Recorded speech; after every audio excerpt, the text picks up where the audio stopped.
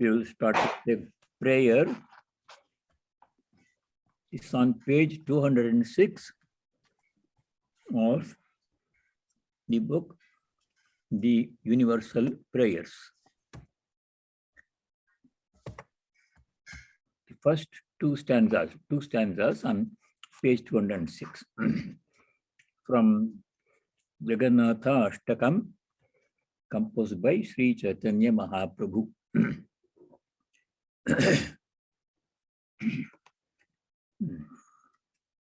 Om Navayyache Rajyam Nasakanakamanikya Vibhavam Nayacheham Ramyam Sakalajanakaamyam Varavadhum Sada Kale Kale Ramatapatina Gita Charito Jagannath.Swami Nayanapathagami Bhavatu Me Haratvam Samsaram Dhrutataramassaram Surapate Haratvam Papanam Vitattimiraparam Vitatimaparam Yadavapate Aho Dinenathe Nihitamachalam Nischitapadam Jagannath.Swami Nayanapathagami Bhavatu Me. Om Shanti Shanti Shanti. O Lord, I do not seek a kingdom nor gold and jewels, nor do I seek a beautiful bride so eagerly desired by men. Please reveal yourself unto me, O mighty Lord of the universe, whose glory is always sung even by the greatest of gods. O God of gods, pray remove forthwith from my mind all fascination for this vain and fleeting world. Lord, take away the heaps of heinous sins from me. O God, you ever bestow your unfailing mercy upon the miserable and the helpless. O mighty Lord of the universe, please reveal yourself unto me. Om, peace. May there be peace in our hearts. May there be peace and harmony amongst all beings. And may there be peace everywhere in nature. The 16th chapter we are studying. It's a relatively easy chapter. Much of the content in this chapter 16 has already come in the earlier chapters. Daiva Asura Sampad Vibhaga Yogaha. Demoniac qualities, Asuri Sampat. We have to know them so we can stay away from them. Daivi Sampat, divine virtues, we have to know because we should practice them. So the first three slokas in this chapter, they deal with divine qualities. Daivi Sampat. Rest of the chapter is more or less on the Asuri Sampat. Sri Bhagavan Vacha Abhayam Sattvasam Shuddhihi Jnana Yoga Vyavasthitihi Dhanam Damascha Yajñascha Svadhyayastapa Arjavam Ahimsa Satyamakrodha Tyagashantirapayshunam Daya Bhuteshvalo Luptvam Mardavam Hrirachapalam Teja Kshama Dhritish Saucham Adroho Natimanita Bhavanti Sampadam Devim Abhijatasya Bharata. First three slokas listing 26 divine virtues. So last time we did the middle of the second sloka, Ahimsa, non-violence, Satyam, truthfulness, Akrodha, absence of anger, Tyagaha, renunciation of sense objects, renunciation of attachment to all other objects. people, places, work, the fruit of work, everything. Shanti, peace, how to achieve peace. That we are studying last time. So last time we saw Shanti, true peace has to come from within. In the outside world, if we look for peace, we'll never find it. There's always disturbance. So what are the different ways in which what are the different things we have to do to find inward peace? First thing is, inward peace comes only by knowing our true self, which is divine. In other words, God is present within us all. And if we experience God's presence within us, then we'll get permanent, everlasting, unconditional peace that nothing can disturb. So knowing God, that we studied last time in the Bhagavad Gita, Bhagavan has said it in several places, notably chapter 5, verse 29. Bhoktaram yajñatapasam sarvalokamaheshwaram suhurdam sarvabhutanam jnatva mam shanti mrichati. Mam jnatva, by knowing me, Bhagavan is saying, shanti mrichati, person achieves peace. That's the final ultimate way to know God. Until then, no matter what else we do, there will be some occasions when we will not have peace, disturbed peace. Then, the second way to achieve peace is to conquer all the desires. Conquering it is, so many desires come to us. And these two slokas in second chapter, 70, 71, they describe how a person who can conquer all desires can achieve everlasting peace. Some dharmic desires are good. They have to be cherished. Desire to know God, desire to be a better person. These are good desires. We have to try to fulfill them. Adharmic desires, desire for enjoyment, worldly enjoyment, those desires have to be conquered. The two slokas, 70 and 71 in second chapter, describes how a seeker of God can achieve peace like an ocean. He gives an example of an ocean. An ocean remains unperturbed, though many rivers empty their waters into the ocean round the clock. Ocean does not react or complain. So much water is coming. How can I deal with it? No, it absorbs everything and remains quiet. In the same way, a seeker of peace must absorb all the desires, not react, not act upon the desires. Examine them and reject them. Such a person achieves peace. Apuryamanam achala pratishtam samudramapa pravishanti yadvat tadvat kamayam pravishanti sarve sashanti mapnoti nakama kami. Such a person who absorbs all the desires and does not react to every desire without examining them, such a person achieves peace.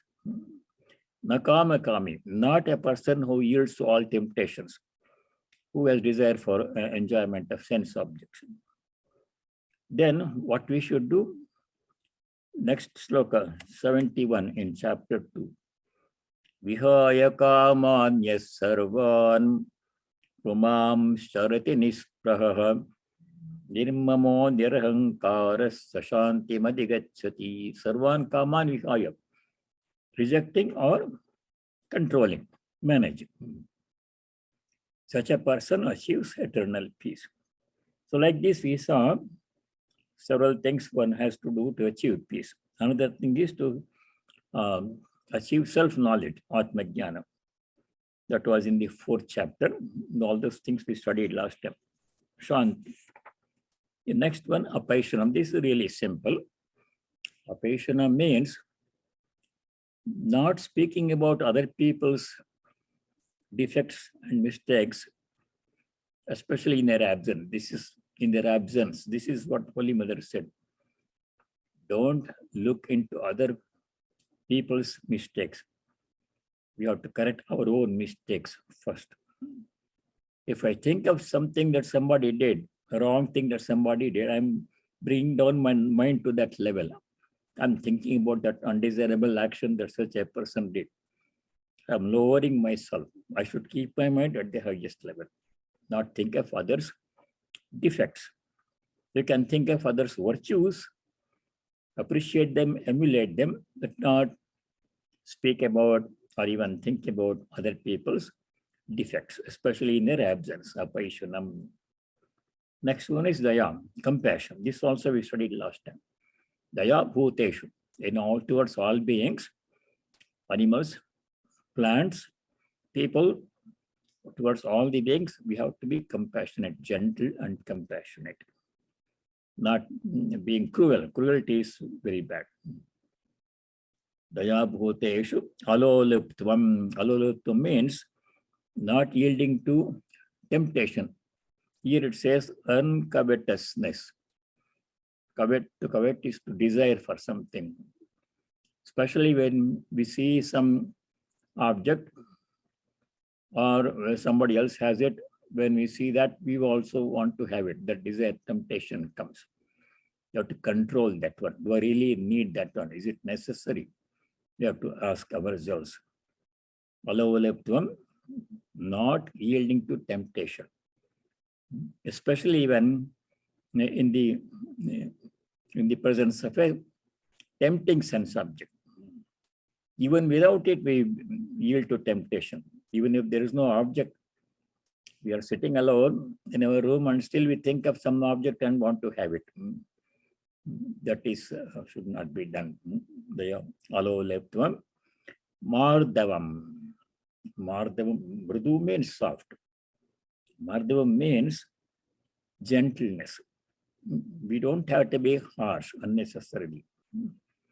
Some people who have power in positions of power, they sometimes tend to be harsh towards their subordinates because they have so much power. So instead of saying something nicely, gently, they yell and scream. They can say the same thing in a gentle fashion, unoffensive fashion, but they want to show their power. So one, we have to be gentle towards other people, towards especially animals, and also plants, and also towards inanimate objects, gently dealing with all objects that we have to deal with. I read a few lines from Swami Ranganathanandaji's Gita, Bhagavad Gita. It's called Universal Message with the Bhagavad Gita. Three volume there. It's on page 176. In spiritual life, it is the gentle people who have conquered the world, not the fierce people. Napoleon tried to conquer the world through war. He exerted tremendous power, but he thoroughly failed. When he was a prisoner in St. Helena under the British for 6 years, he had the time to think about it. Then one day in his conversations, this is Napoleon, with his friends there, he is reported to have made this remark. There are only two powers in the world, namely the spirit and the soul. Spirit means loving nature, seeing divine in everyone. Sword means use of force. This sword has been always conquered by the power of the spirit. Look at the world. Julius Caesar, Charlemagne, and myself had tried to conquer the world through the sword. We all got defeated. But Jesus Christ tried to conquer the world through the spirit, through love. And even today, there are millions who pay homage to him. So which has won history? Gentleness. No need to be unnecessarily harsh. Can be said, do things gently, say things gently, deal with objects, animals, plants, gently closing the door, like that. Mardavam. Next one is Hri. Hri means modesty. Modesty means we should not be unnecessarily brash or showing off our power, our virtues. Being modest in our behavior and appearance. Not too much ostentation or show off. I remember reading Swami Ranganathanandaji went to Russia. He was giving a lecture there somewhere. And he was talking about the subject on which he was to give a talk. I don't remember the subject. And then he made this statement. I have made a modest study of this subject. They used the word modest. They did not say I've studied this subject. So being modest in our claims, in our behavior, in our expression, in our speech, and in our action, modesty. Very important. Last one is achapalam, mardavam hrir achapalam. Achapalam means fickleness, unsteadiness. Achapalam can means indecision also, unable to decide. When some decision has to be taken, for some people it is very difficult to make a decision. Small decisions, they waver a lot, go back and forth. That is one meaning. Achapalam means steadiness, not being unnecessarily making movements.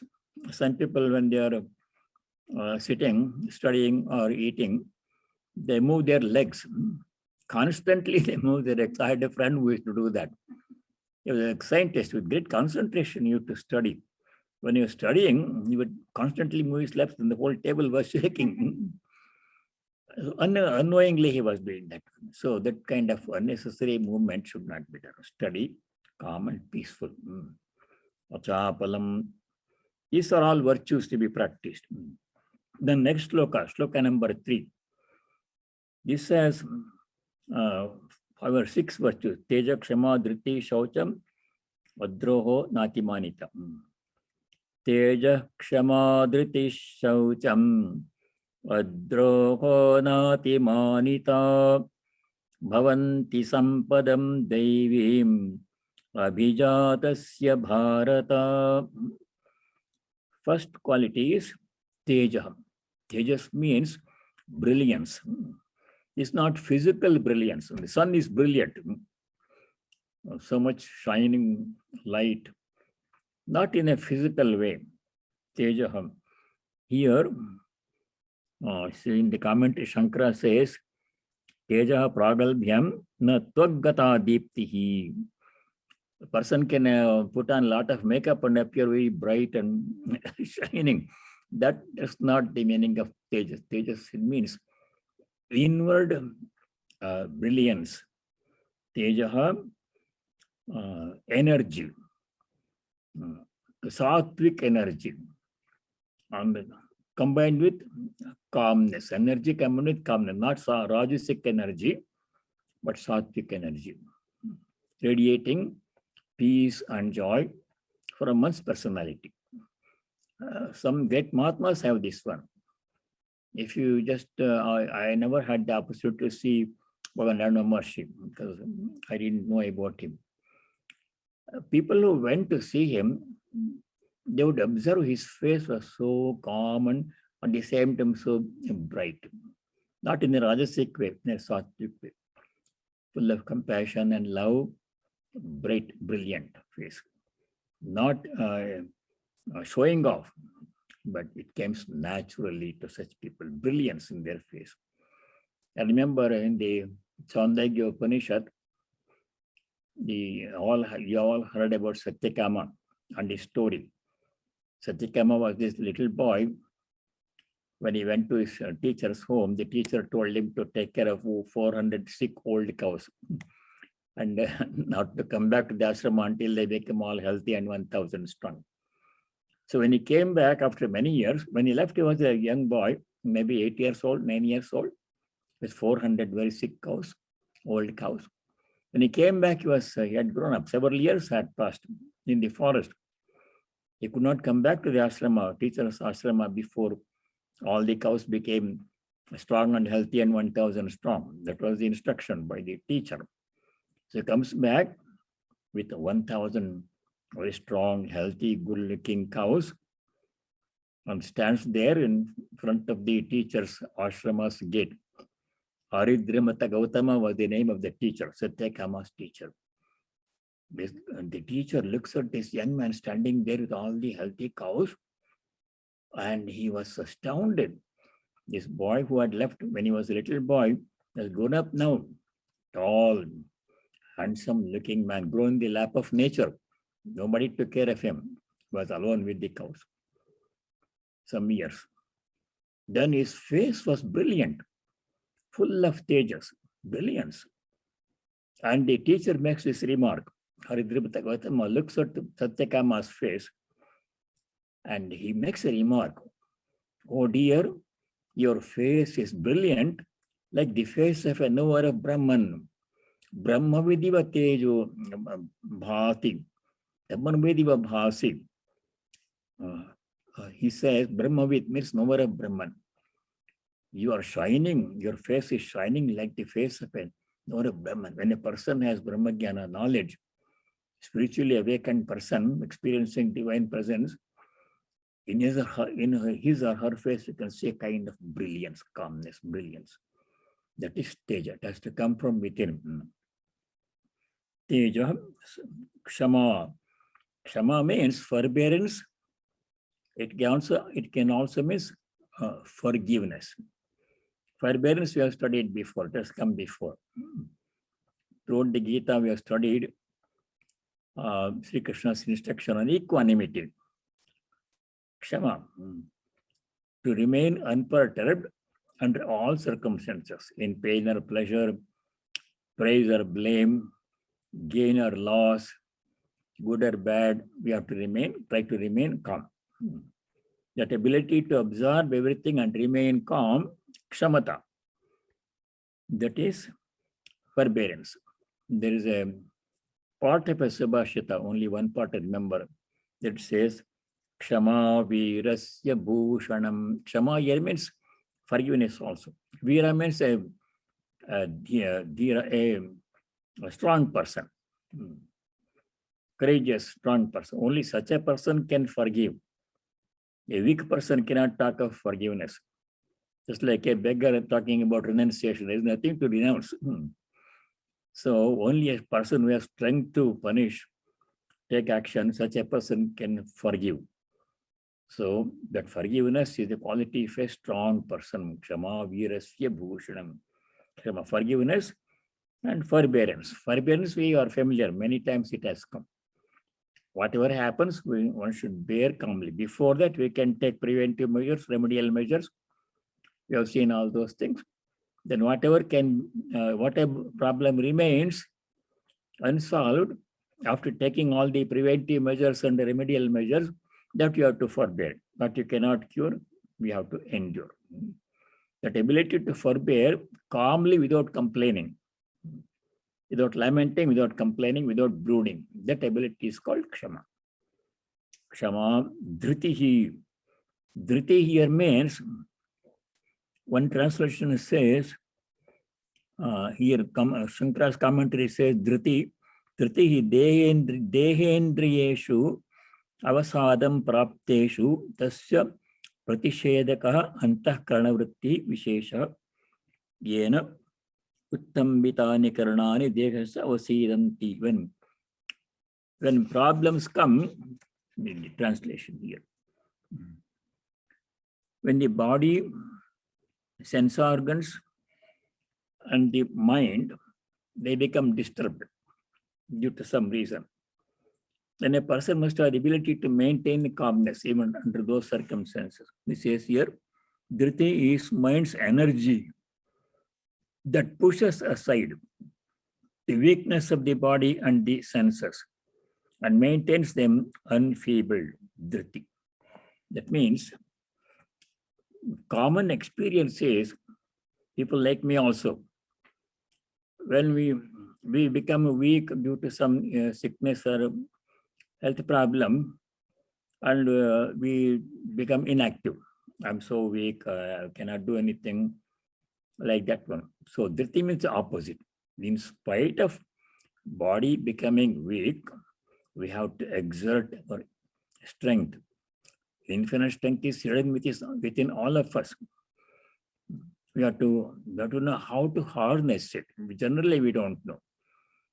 So that ability to harness inward strength when needed, that is dhriti. Dhriti means steadiness, steadily doing something. Perseverance also is dhriti. Not giving up easily when obstruction comes in our work.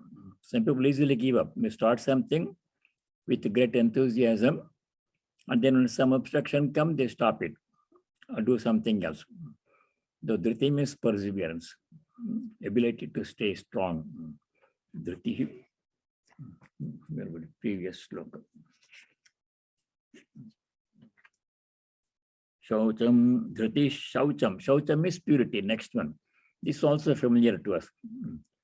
Shaucham is purity. Purity is of two kinds, external and internal. In the commentary, Shankara says, Shaucham Vividham, two kinds of purity, Vividham. Mrijjala Kritam Bhahyam. Those days, there is not a very, what the modern cleansing agents, we have all those kinds of different detergents and soaps and everything. They have to use mrit jalam, water or mud to clean. Now we have very fine, sophisticated cleaning agents. The external purity, that's easy to maintain. Body must be pure, our environment, room where we stay, and the car and everything must be clean. That is, external purity is easy to accomplish. Internal purity, abhyantaram cha manobuddhyoga nirmalyam. Manobuddhyoga nirmalyam, purity of the mind and the intellect. Maya ragadi kalushya abhavaha, absence of ignorance and delusion in the mind and in the intellect. Mind must be pure. That came earlier in the very first sloka of 16th chapter. Abhayam sattasam shuddhihi. Sattasam shuddhi means purity of the mind. If the mind pure, that's more difficult. External purity is not so difficult to maintain. Shaucham, internal purity. Mind must be kept free from all unwanted thoughts. Thoughts of anger, jealousy, lust and greed, they have to keep them away and keep the mind pure as much as possible all the time. That is Shaucham. Adroho. Adroha means hatred. Here in the commentary, Shankara says, Adroha para jigamsa abhavaha ahimsanam. Jigamsa means desire to hurt somebody. Abhava means absence of that. We should not hurt anybody, even unintentionally, unknowingly. Adroha. Adroha also means being unfaithful.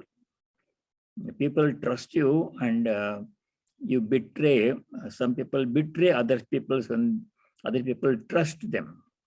That betrayal should not be done. Adroha means absence of that. Not to hurt anybody, cause any kind of pain to anybody, not to betray anybody, trust when trusted by others. That is adroha. Adroha. Here it says benevolence, not harming others. Next one is na atimanita.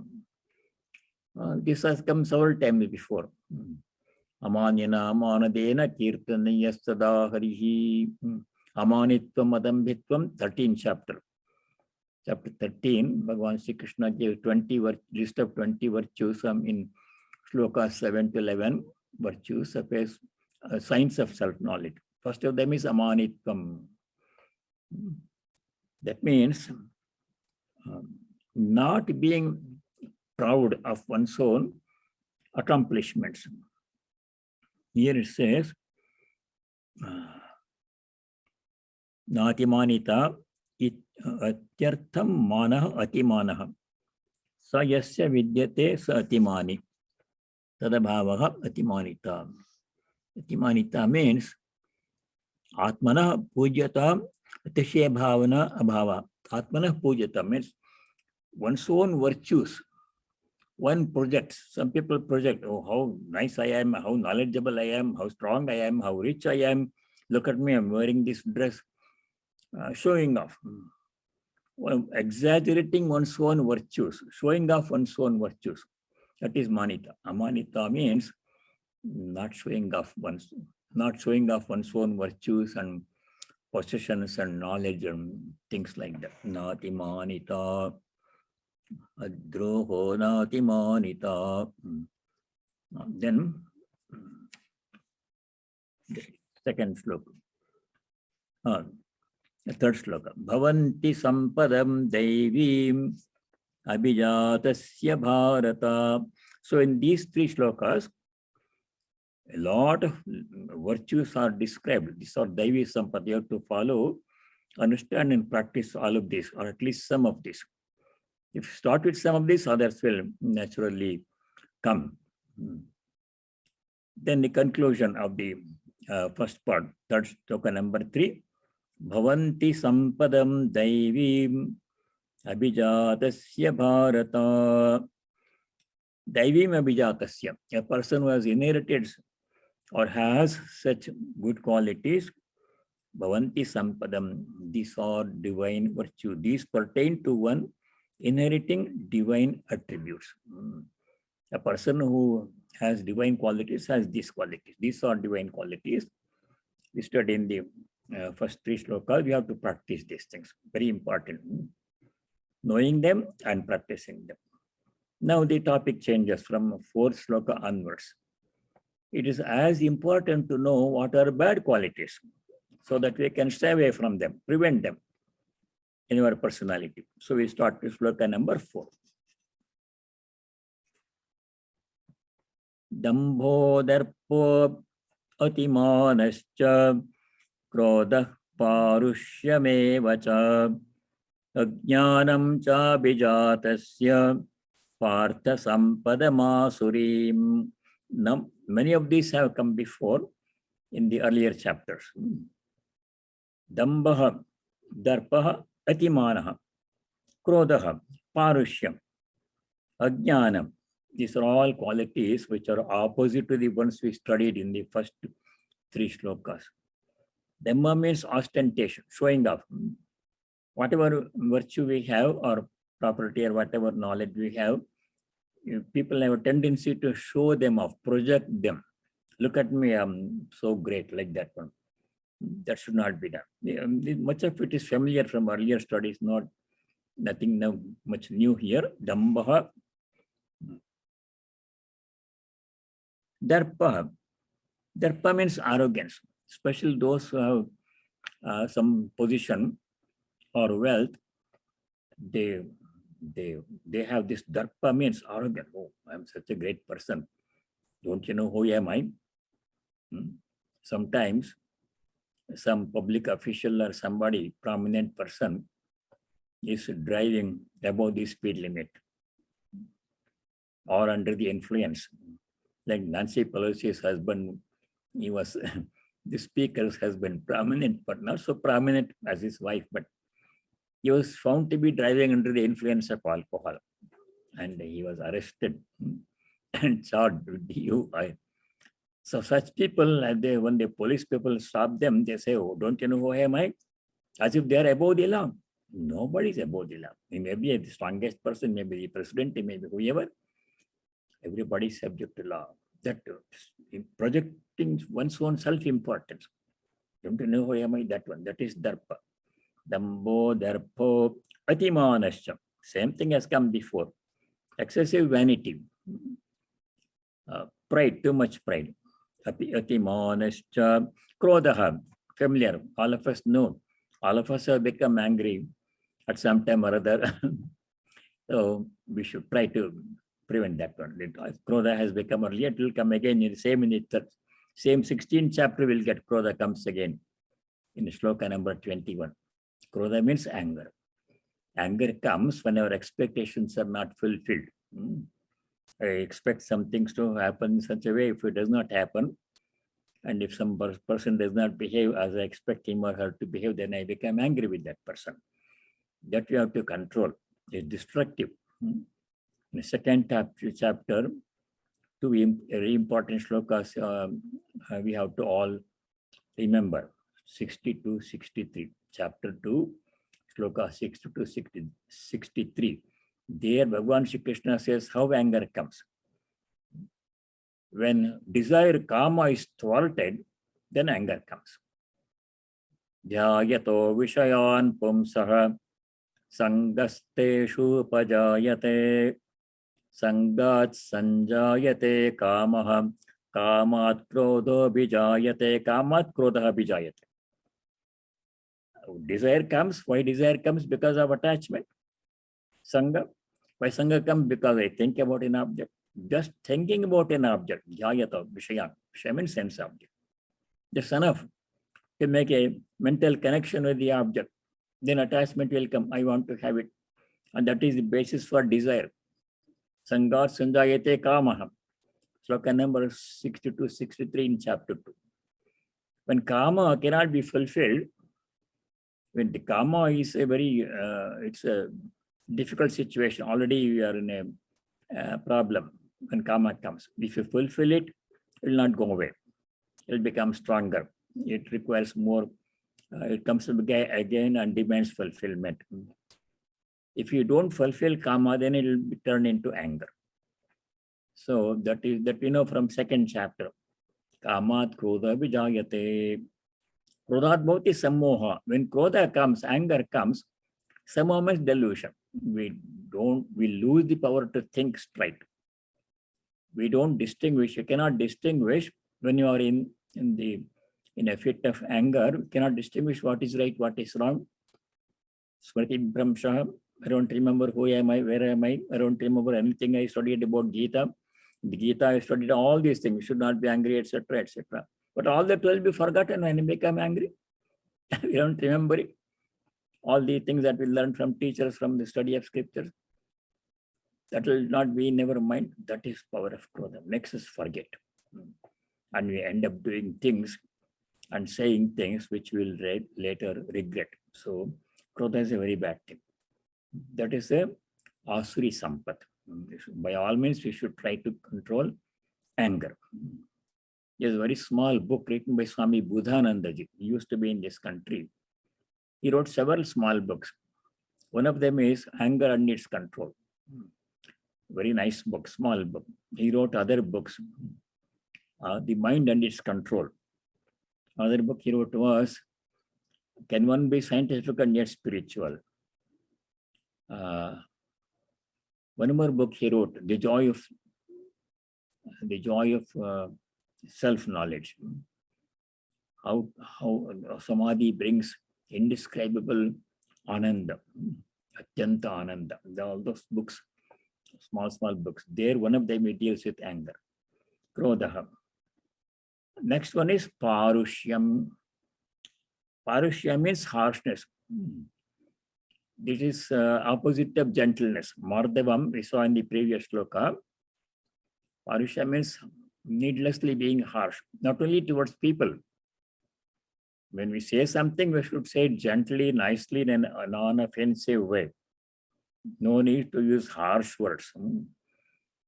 So harsh words create pain to the listener. Our speech must be gentle. That's what in the next chapter, speech. Parushyam is gentleness. Parushyam is harshness, opposite of gentleness. These are all Asuri Sampat we are studying right now. Harshness, ajnanam, biggest problem. Ajnanam means absence of knowledge. Jnana means knowledge. Here we talk about self-knowledge, not necessarily worldly knowledge. If I don't know quantum physics, I can still lead my life nicely, properly. That's one kind of jnana. But if I don't know who am I, if I don't know what is right, what is wrong, then I'm in trouble. Ajnana means absence of knowledge, ignorance. Ajnanam, here it says, in the commentary, Shankara says, Ajnanam cha, aviveka jnanam, kartavya, akartavyadi, vishaya, mithya pratyayaha. Kartavya, akartavya. What is to be done? Kartavya, what I have to do. Akartavya, what I should not do, refrain from doing. That difference, if I don't know, that I'm a jnani, I end up doing wrong things and getting into deeper and deeper trouble. Absence of self-knowledge, not knowing who am I, is the biggest ajnana. That's the cause of all problem. Birth and death, everything, suffering, is all due to not knowing our true nature. The ultimate solution to all problems is jnana, self-knowledge, atma jnana. That is liberation. Until then, until self-knowledge comes, or pure devotion comes, he'll be traveling in this world of misery. So that is solution.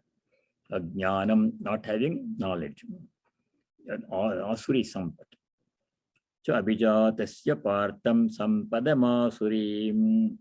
Asurim sampadam abhijata. When a person has a Asri Sambad, demoniac virtues, demoniac qualities, not virtues, qualities. Such a person has all these defects of jnana, dambha, darpa, all those, krodha, anger, etc. Then the fifth shloka is a general statement. Daivi sampadya mokshaya nibandhaya surimata Mashucha sampadam daivim abhijatosi pandava. Daivi sampat means divine virtues. We studied in the first three slokas. Vimokshaya, they release us. Moksha means release, liberation from all suffering, birth and death, and all limitations and all suffering, permanently. Liberation, Devi Sampat, the practice of the divine virtues mentioned in the first three slokas, they lead us to liberation. Liberation. Excuse me. Daivi Sampat Vimokshaya. So we have to practice them. Divine virtues. Asuri Vimokshaya Nibandha. Nibandhaya Vimoksha. Nibandhaya Asuri Mata. Nibandhaya means for bondage. Asuri Sampat. The going to be described beginning from sloka number 4 onwards. All the Asuri Sampat, demoniac qualities are going to be described. They all make us, take us deeper into bondage, into the worldly life. Take us in the opposite direction. We get into a downward spiral. With increasing momentum, we go downwards. Very difficult to reverse the direction once we take a wrong step. So we should always guard ourselves. Every moment, ideally every moment, we should be aware of what I am saying, what I am thinking, what I am doing. 3 things. Every moment I should be aware of what I am thinking. For a long time, we just think some thoughts, we don't know what we are thinking. That awareness, constant awareness, practice of mindfulness must be done. Then the moment I think something wrong, I should bring the mind back. That is possible only if I am aware of what I am thinking. So that is one thing we have to watch. What I am thinking. What I am saying, when I say something, I should say what is right, what is true, what is beneficial. That will come in the 17th chapter, speech. Unnecessary things and things are not right or untimely, irrelevant things we should not say. And what I am doing. Every moment you should examine what I am doing now. It is what I am supposed to be doing or something else. That self-examination must be there every moment. Conscious living. Swamiji gave a talk, Swami Atma Gandhi gave a talk, conscious living. Skillful working and conscious living was Sunday talk last week or week before he gave. Consciously we should live. That is very important for spiritual seekers.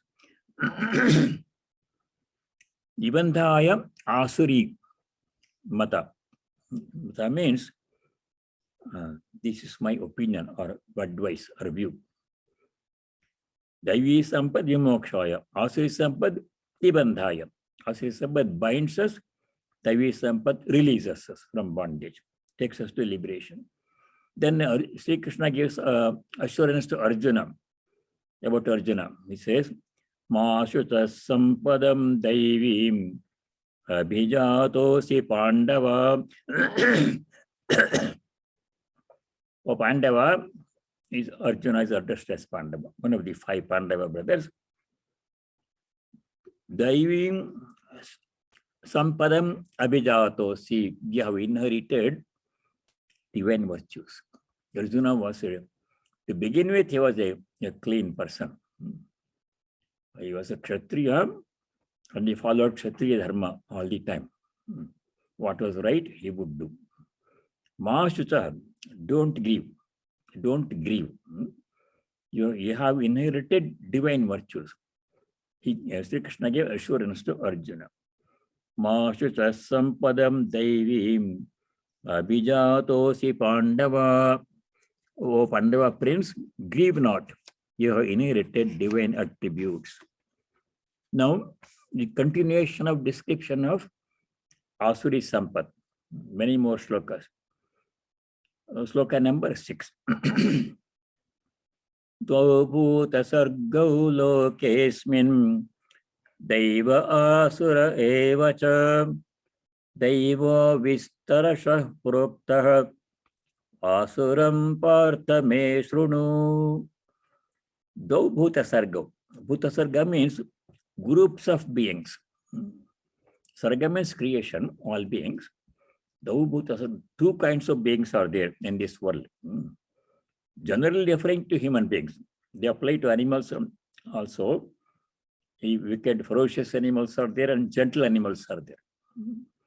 But especially among human beings, they are people of 2 natures. Those are predominantly Daivi Sampat people, Sattvic people, good-natured people, honest, hardworking people, and Asuri Sampat people. Those are all the evil qualities. Generally, you are a combination of both. Only proportion varies. Each one of us has some Daivi Sampat, some Asuri Sampat. None of them is 100% either this or that. But the proportion is the main thing. And people like us, I hope to say, I believe we are all Daivi Sampat people. At least we are taking the name of God sometime, once in a while, refraining from doing bad things. Asuri Sampat people, so many. You only have to open the newspaper or turn on the news. You can see all the Asuri Sampat people doing their things. So 2 kinds of people are there. Dvabhuta sargau, asmin loke, in this world. Who are they? Daiva asura evacha. Daivi Sampat people, Asuri Sampat people. Daivo vistarasha proktaha. The Daivi Sampat, divine virtues for described in detail. Vistarasha means in detail. Proktaha, it has been said in the first 3 slokas. So we can emulate them, practice them. Now, Asuram partha me shrunum. Oh Arjuna, partha shrunu. Listen to me. I'm going to describe about Asuri Sampat. This also we have to know what are bad qualities so that we can refrain from them. You can try not to do those things. So it's important to know both. Now we go to the description of the Asuri Sampat from Shloka 7 onwards.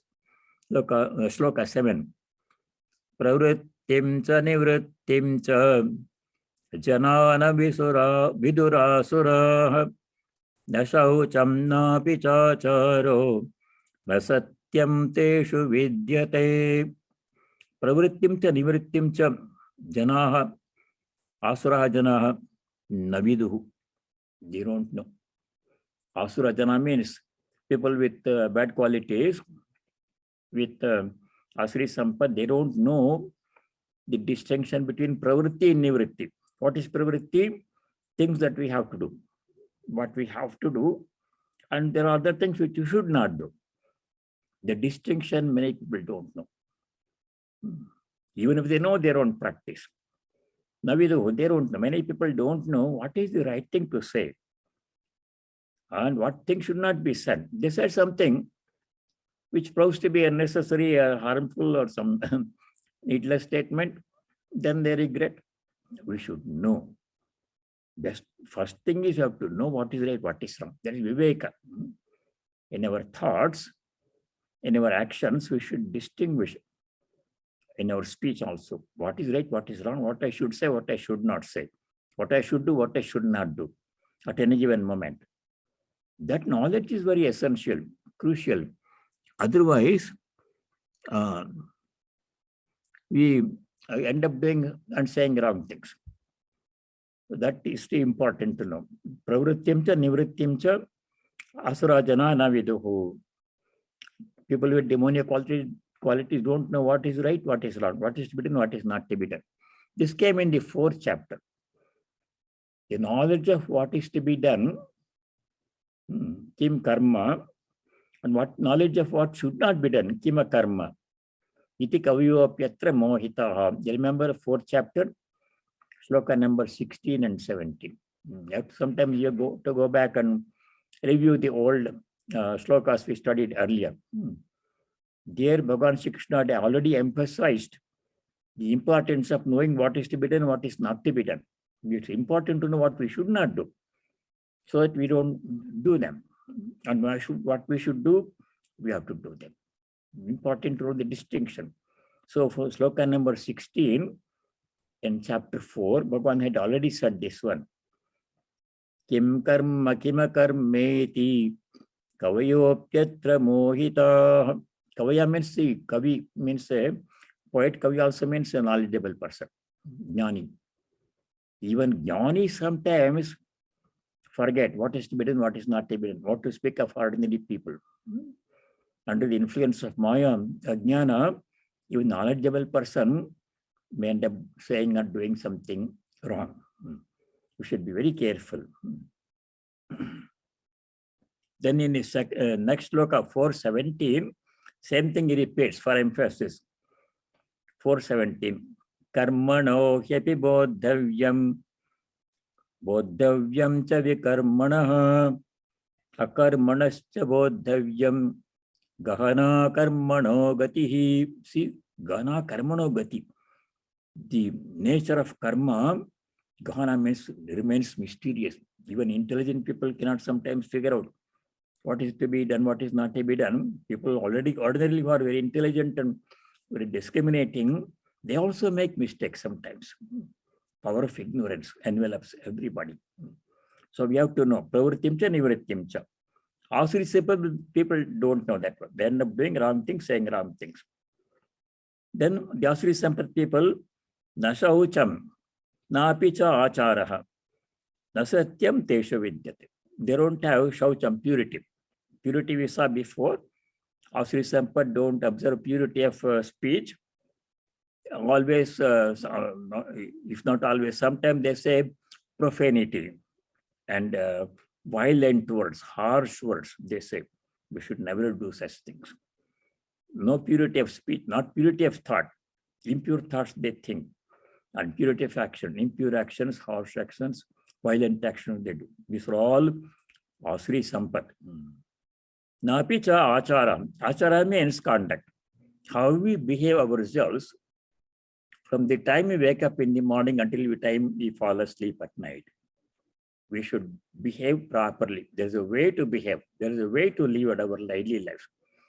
The scriptures are full of instructions on how to behave under all circumstances and what we have to do every day. Many of it we already know. Much of it we already know. Every day we have to do prayer. At least once a day we have to sit down, or twice a day, preferably 3 times a day, preferably for prayer, even for a short period of time. Morning, early morning is better. Evening, we should always do some prayer when the sun sets. All those instructions, we should observe purity of food, ahara shuddhi, all of those things that we have to do, achara, how to dress, how to eat, how to perform all our duties, all those things, a lot of instructions are there. Not that we don't know, but to observe them. Sadachara means good conduct. Durachara means bad conduct.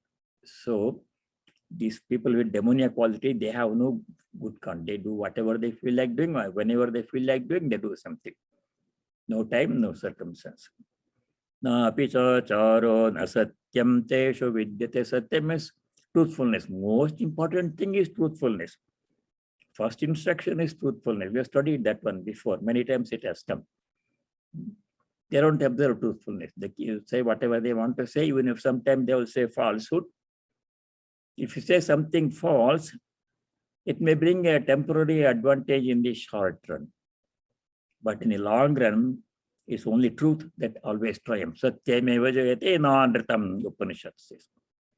You should always hold on to truthfulness. Sri Ramakrishna's instruction in the Gospel, 7 or 8 times he has said, in the Kali Yuga, Satyam, truthfulness alone is the tapasya, main spiritual discipline. So the importance of Satya cannot be overemphasized. Very important, Satya. In our speech, truthfulness, in our thoughts, and in our actions also. So that is sloka number 7. Most of it is familiar, nothing very complicated or anything here. Then sloka number 8. Asatyama pratishtam te asatyama pratishtam te jagadahuranishwaram aparasparasambhutam kimanyat kamahaitukam. Jagat. You will see what Jagat there in the first line. Jagat means this world. They say, Asuri Sampat people, that's what they say. Jagat Anishwaram Asatyam Apratishtam Ahu. What do they think about the world? Sattvic people think about the world as God himself has become the world. Whatever we see here, everything, including ourselves, whole universe, animate and inanimate, everything is God himself in that form. That's Vedantic view. Vedanta says God alone has become this universe. Sri Ramakrishna said Divine Mother herself has become the universe and the 24 cosmic principles. So we see the world as God, manifestation of God. All consciousness, Vedantins, Advaitins say, only consciousness is there, it appears as the word Vivarta. Chid Vivarta. Last weekend, Swami Surapriyanji explained all these various views about the world. Chid Vilasa, Chid Vivarta, Chinmaya, Chinmatra. Like that one. All consciousness only. That is the Vedantic view. But Asuri Sampat people, they think of the world as Asatyam. It has no basis in truth. Satya means truth. Apratishtam, it has no foundation. There is nothing. Only world is there. Matter is there. Anishwaram, without God.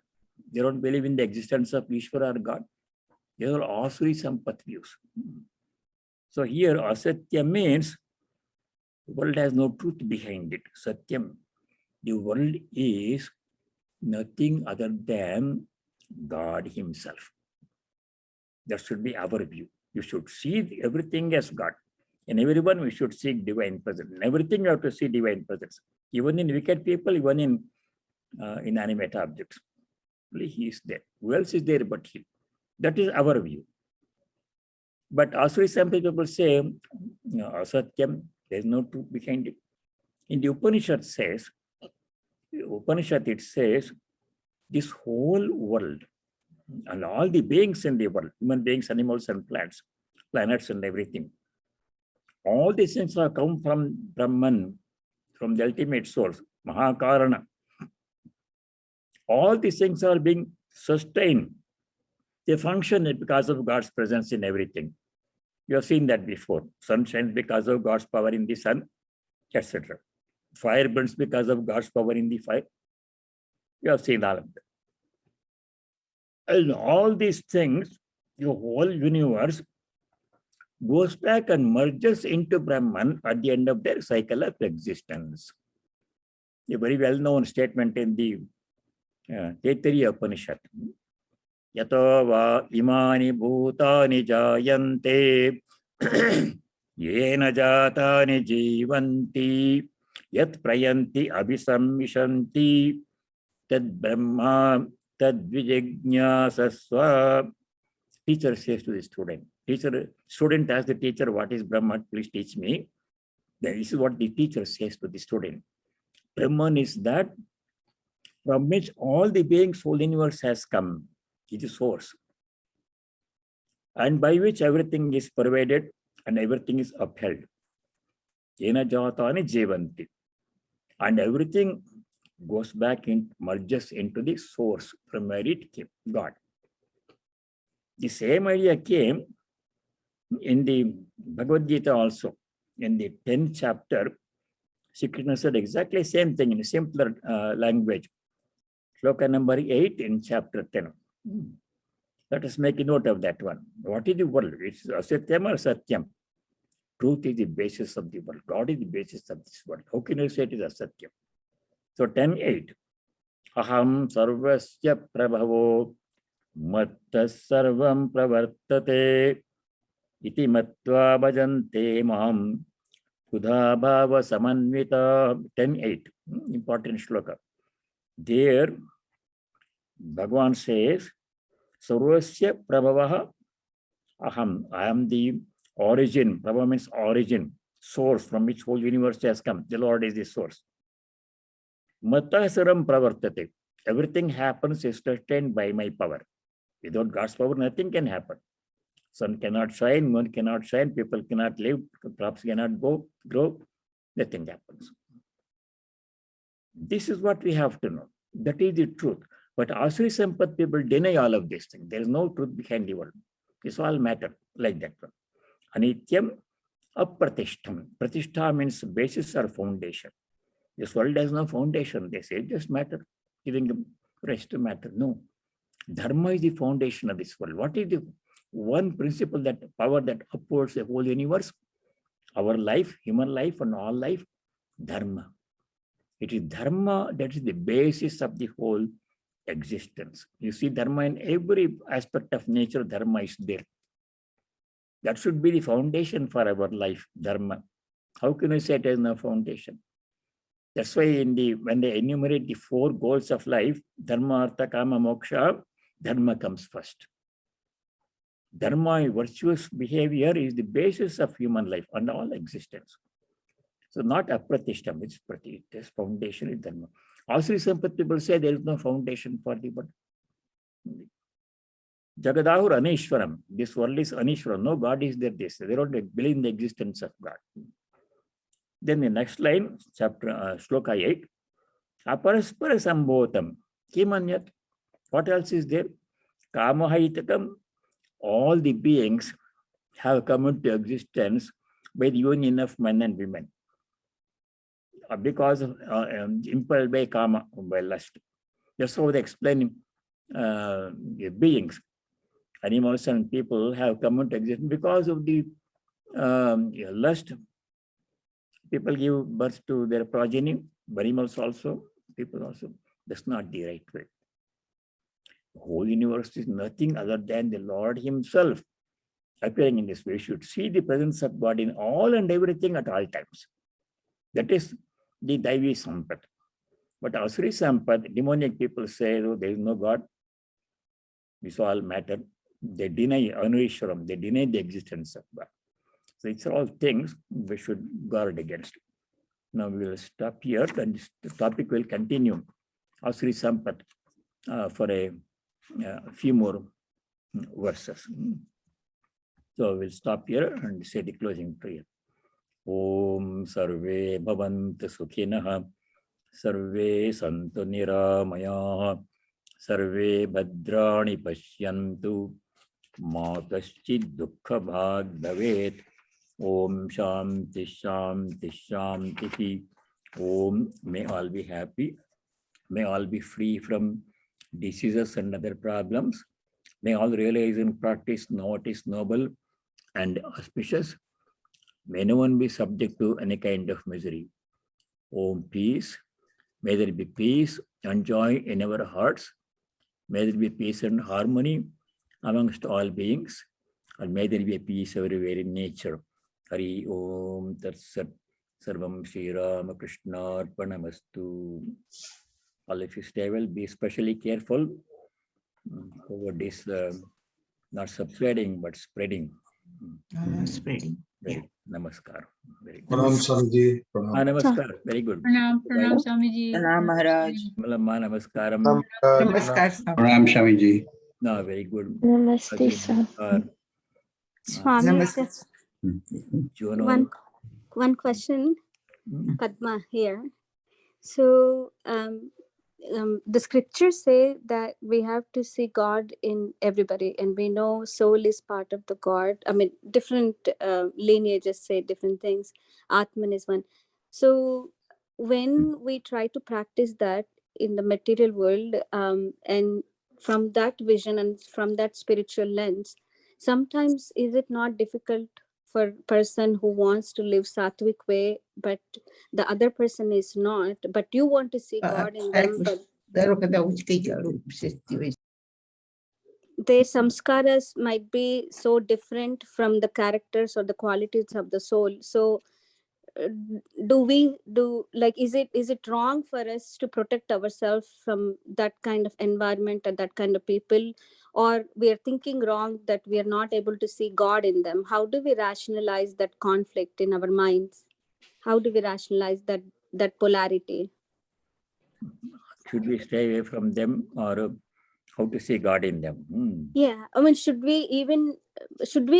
it spiritually right to protect ourselves from those situations and people, or is it that we are not that spiritually elevated and not able to see God in them? That's why it is our mistake that we are not able to see them, but we understand that they have ill intentions and ill behaviors, ill mannerisms, or their purpose and intention is intentionally to hurt somebody, and you are going through it. Your experience and your life is telling you. So is it that we are not elevated to see God in them, or is it spiritually okay to protect ourselves in those situations? Remember Sri Ramakrishna's parable of the wild elephant. God is present in all and everything unconditionally. That is the truth, Vedantic truth. But his presence is not visible, equally visible in all and everything. In some people, God's presence is clearly visible. We can see, we can feel. And in some, his presence remains hidden under layers of ignorance. So what we have to do? First of all, let us try to see God in the good people. It's easy. There are two classes of people in this world, class A and class B. Class A people are those in whom if you don't see God, you don't see God anywhere else. Class B people are those, if you see God in them, you can see God in everything. So stay away from as much as possible from people. Their company is not always conducive. We are not strong enough to deal with them. A yogi can deal with, a jnani can deal with even the most wicked person and remain unaffected. That we cannot do. We are not in that situation yet. So we have to protect ourselves. Narada Maharshi says in his Bhakti Sutra, devotional aphorism, one sutra is very important.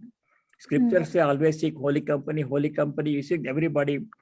We know that one. Many times we have been told. But what about evil company? Narada says, Dussangaha sarvataiva tyajaha. A company of evil people, Dussanga, be avoided at all costs. Sarvataiva tyajaha.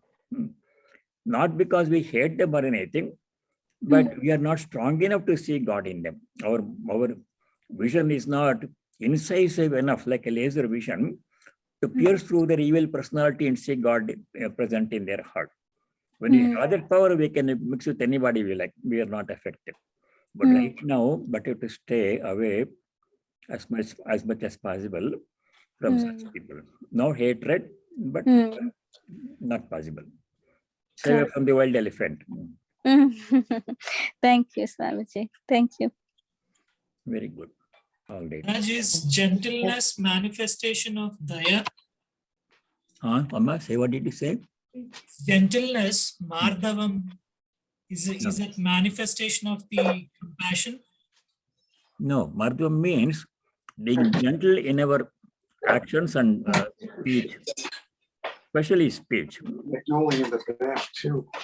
doesn't have to be out of compassion, right? Gently, even with inanimate objects, you have to be gentle. When keeping a book or keeping something, should not put it like that one. Nicely, gently, calmly, mentally thanking it for helping me, being there when I needed. Like the example of the brooms in the Holy Mother's household. A lady who used the broom, she just carelessly threw away the broom somewhere. It's an inanimate object. It won't complain. But we have to deal with it gently. Holy Mother corrected. So gentleness is very important in our behavior, action, in our speech. Harsh speech should never be done. There's gentleness. Mardavam. It's not weakness. If you are gentle, it does not mean you are weak. You have to be strong and still be gentle. Very good. Okay.